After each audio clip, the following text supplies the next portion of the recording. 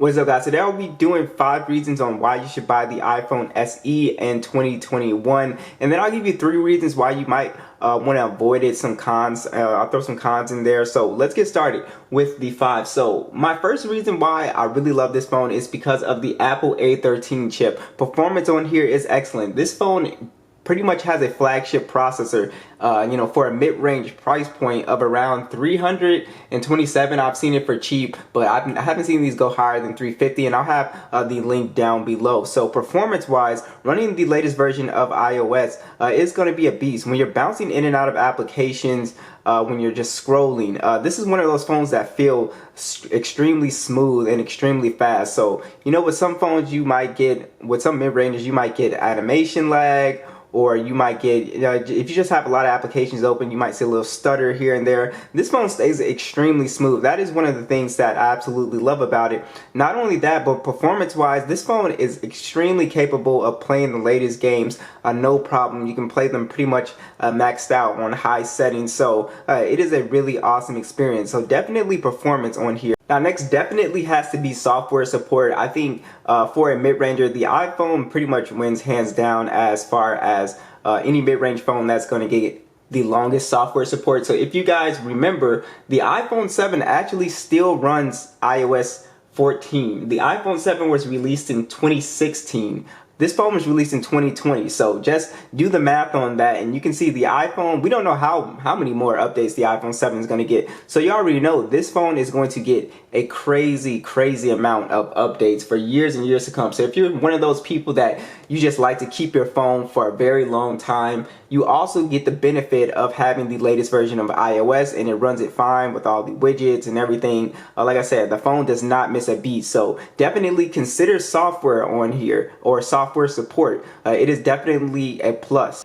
Alright, so next would be image quality. So this phone has a top-notch camera built into it. It really does take excellent photos, especially for a mid-ranger. I think up there with some of the best, honestly. So it's just a 12 megapixel standard. It shoots in 4K. You have a 7 megapixel selfie that shoots in 1080p. And as you can see from the photos here, this phone takes some amazing images. You get some very natural, good-looking colors on this phone as well. Also, this phone performs pretty well in low light as well. Even though there's no dedicated night mode on this phone, it still does a pretty good job. From what I hear, you can download a certain camera application in the Play Store to be able to handle low light. But also, I was just really impressed with video quality. I think video quality on the SE is extremely good as well. It's 4K and it looks really smooth and nice. So I really like that. So I think overall the selfie camera is great for FaceTime. This is a very good camera for taking photos and shooting video on, guys. The next reason that you should buy this phone is wireless charging. I'm going to use my SE right here to show you guys. This phone has wireless charging, and a lot of mid-rangers do not have wireless charging. So that is definitely a unique thing to be able to have that. You can see boom. So this phone does support it. And like I said, you won't really find any mid-rangers that support wireless charging. It's usually on flagship devices, but that is really awesome to have that wireless charging on this device at this price point. Alright, so next would be price. So like I said earlier, this phone, you can actually find the refurbished version, the one I have right here. It looks perfectly fine. There's nothing wrong with it. It's $280 right now. That's an extremely good price. That's cheaper than what I said earlier. And if you look at its competition, so it would be the iPhone, the iPhone 11. So that's got the Apple A13 chip on it. So I would just to check that price out real quick.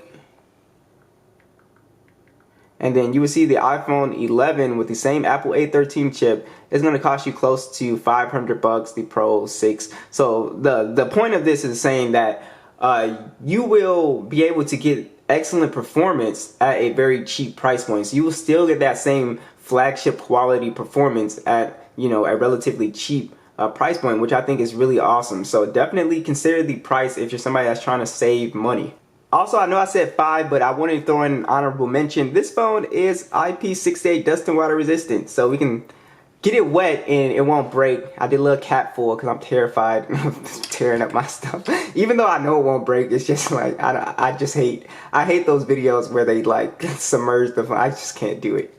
But yeah, it's IP68 dust and water resistant. You drop your phone in the toilet, you're clumsy, you're swimming, drop it in the pool.